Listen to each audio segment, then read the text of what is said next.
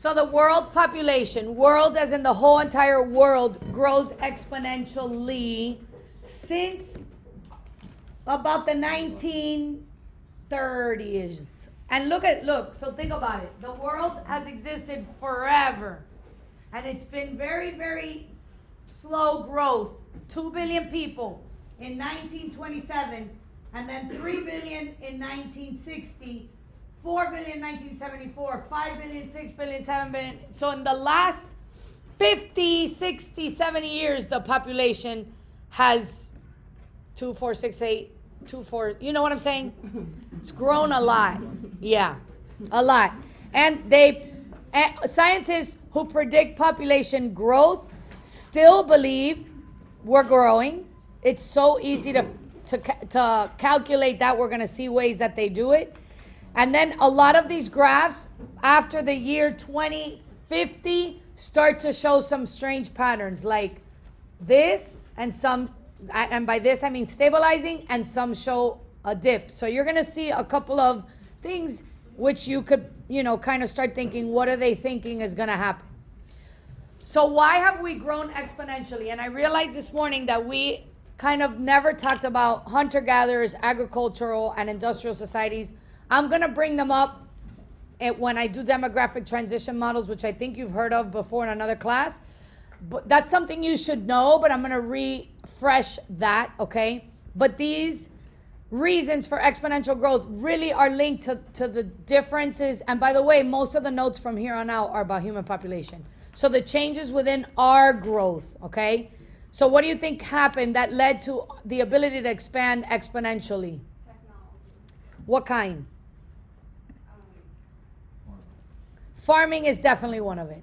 So the availability of food, which became possible during the agricultural society, or revolution, I should say, where we settled and we were able to grow food. And I would definitely add here, because I think it's equally important to say, we were very, we sanitized. We took showers, we brushed our teeth. These are important factors that come with the fact that you settled in a home and you have running water, right? And things of that nature, which really is linked here. We went from living in the forest to settling. That's expanding habitats. And then it continues. The modern technology in your home, again, makes your chances of survival, and that's the key factor here, longer, or your health. So what in the Industrial Revolution happened that technology-wise, that revolutionized medicine? Thank you. The germ theory, the discovery of an illness, really, which led to medicine, antibiotics, vaccines, antiviral drugs, right? All of those things. So this is last year's figures. Of course, the current world population is 7.6 billion and growing, right? So I'm going to take you to the world population so you could see where we are right now.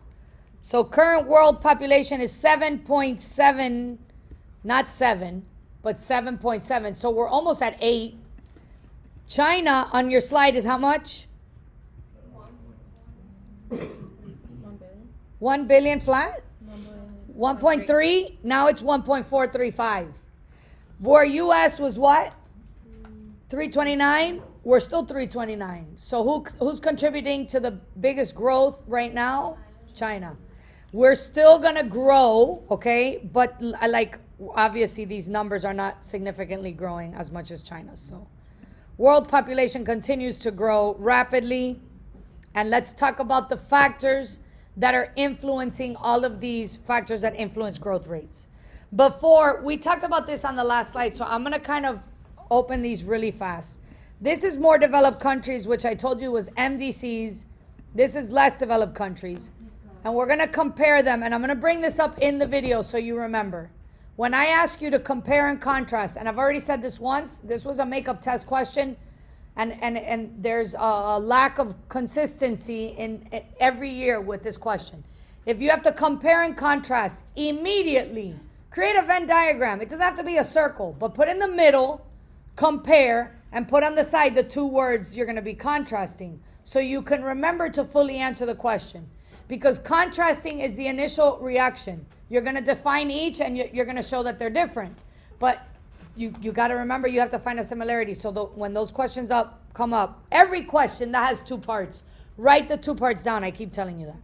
So more developed countries have higher incomes, strong social support systems, which really all of these factors contribute significantly to birth rates and death rates. They have industrialized economies, whereas less developed countries, low to average income, weak support system. What do you think their economy is like?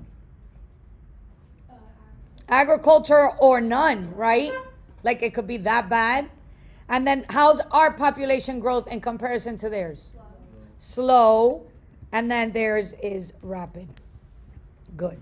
But the world is exponential, okay? Keep that in mind. But the number one reason, so this is the title of this slide that's not there.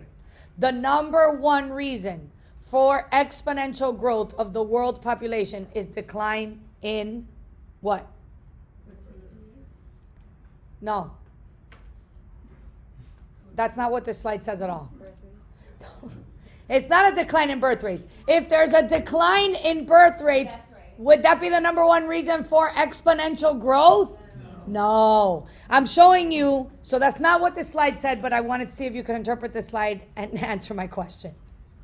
There's a decline in birth rates happening across all the world, but the exponential growth continues because of the decline in death rates, okay, which we're going to talk about.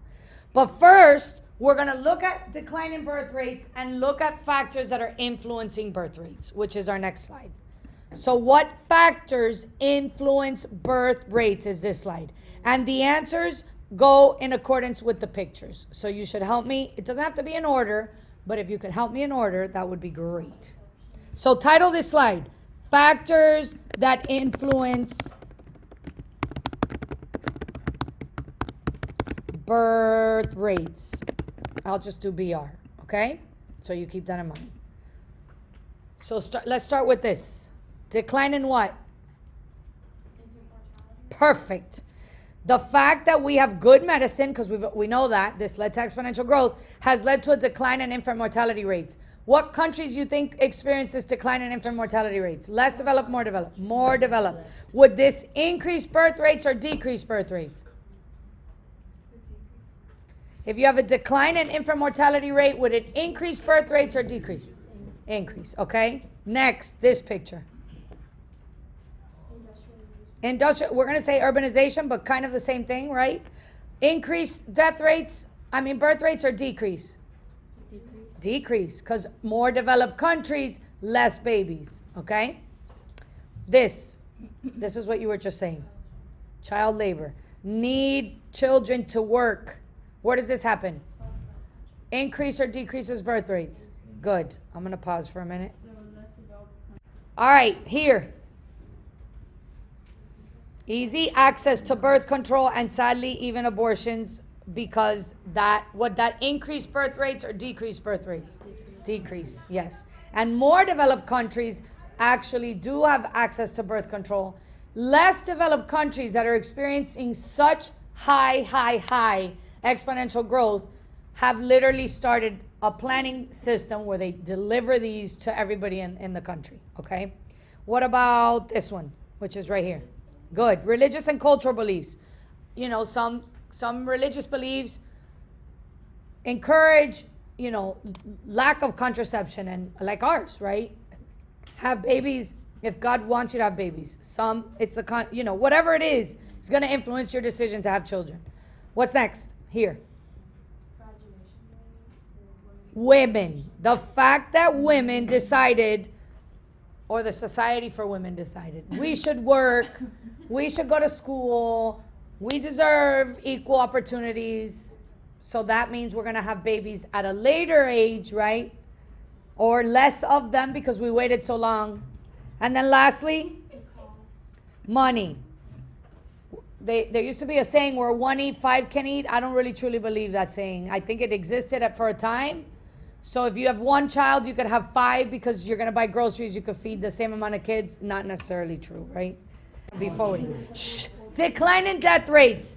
2 reasons. Look at what's happening, people, to death rates. Significant decline over the years, all over across the world. Doesn't matter where you are. More developed, less developed. I don't know why they threw Japan in there, but let's look at why. What are my 2 reasons for decline in death rates? So we know medicine and healthcare led to what?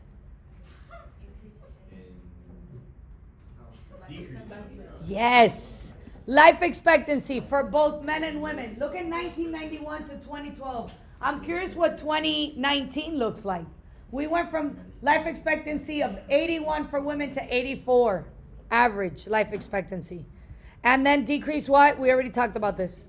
Yes. Infant mortality rates, thankfully. We go to the hospital to give birth. There's 20 people taking care of you, monitoring every single part of the process. Why is women having... Go back to this slide real quick.